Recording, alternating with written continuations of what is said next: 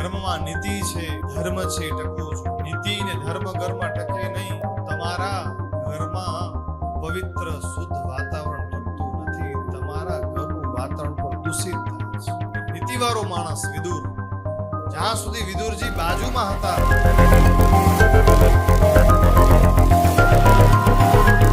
છે ઔધવજી ને વિદુરજીનો મિલાપ થયો છે.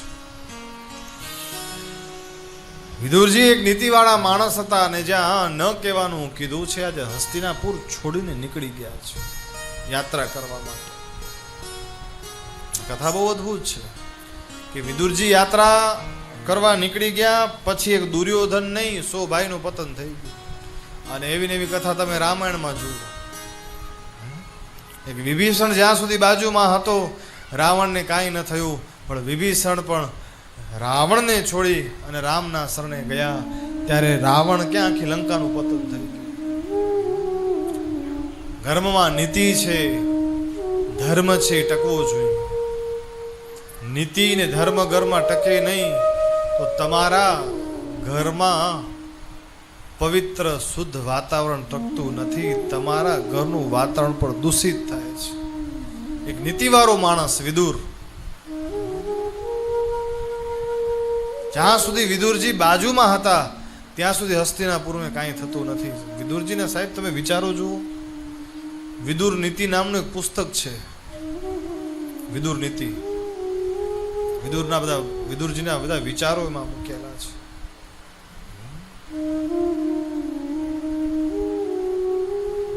એક દુર્યોધન નહીં, કોઈ ભાઈને કાંઈ નથી થતું. અને વિદુરજી જ્યાં કીધું કે એટલા બધા ઝઘડા ને કજિયા ને ન થાય તમારા ભાઈઓમાં, તો એક કામ કરો, 5 ગામ આપી દો, એમને શાંતિ થઈ જાય. વધારે ક્યાં માંગે છે? 5 ગામ આપી દો. અને વિદુરજી જે આટલું બોલ્યા, આજે વિદુરજીનું ભરી સભામાં અપમાન કર્યું છે.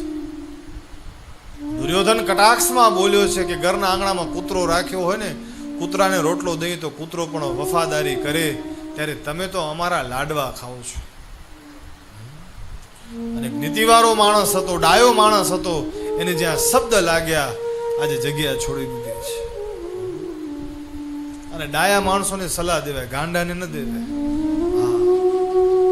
સલાહ વ્યક્તિ જોજો, એને દેજો જેને સલાહ માનીને સુધરવું હોય.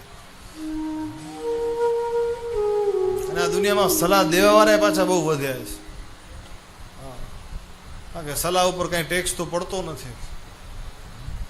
દીધા રાખે, પણ કઈ વ્યક્તિ તમને મને સલાહ દે છે ખાસ ધ્યાન રાખજો સાહેબ.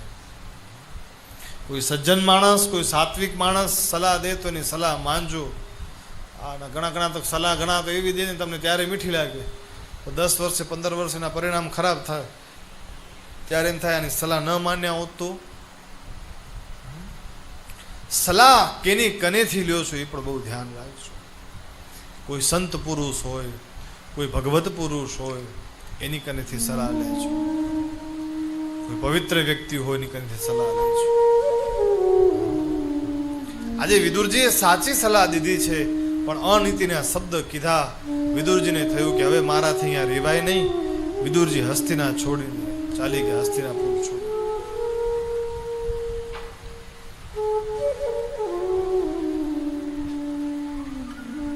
અને યાત્રા કરે છે વૃંદાવન બાજુ, રમણીય રીતિમાં યાત્રા કરે છે.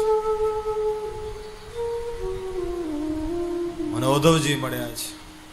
એ જ્ઞાની પુરુષ છે. ज्ञानी से ज्ञानी मिले तो करे ज्ञान की मात, और अज्ञानी से अज्ञानी मिले तो करे माथा फूल. 4 मिले 64 खिले, 20 करे करी जोड़, लेकिन हरिजन से हरिजन मिले तो खिल जाए 7 करोड़.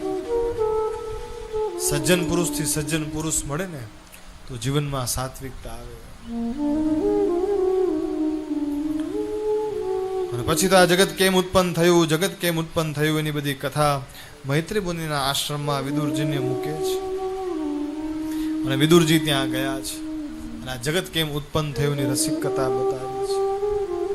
કે આ જગત જે દેખાય છે નાશવંત છે, ભગવાને કેટલી વાર આ જગત પોતાની રીતે નિર્માણ કર્યું છે, ભગવાને આ જગતને પાલન કર્યું છે. તમે ને હું છીએ ને એ નાશવંત છીએ. ભગવાન નાશવંત નથી. તમે ને હું નતા ત્યારે પરમાત્મા હતા.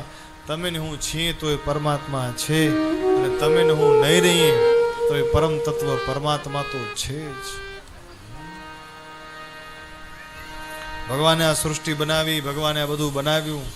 આ સૃષ્ટિનું નિર્માણ ભગવાને કર્યું. પ્રકૃતિ પરમાત્મા છે. ભગવાને માણસોનું નિર્માણ કર્યું. ભગવાને એટલું બધું બનાવ્યું. ભગવાનને ક્યારે સમય મળ્યો હશે?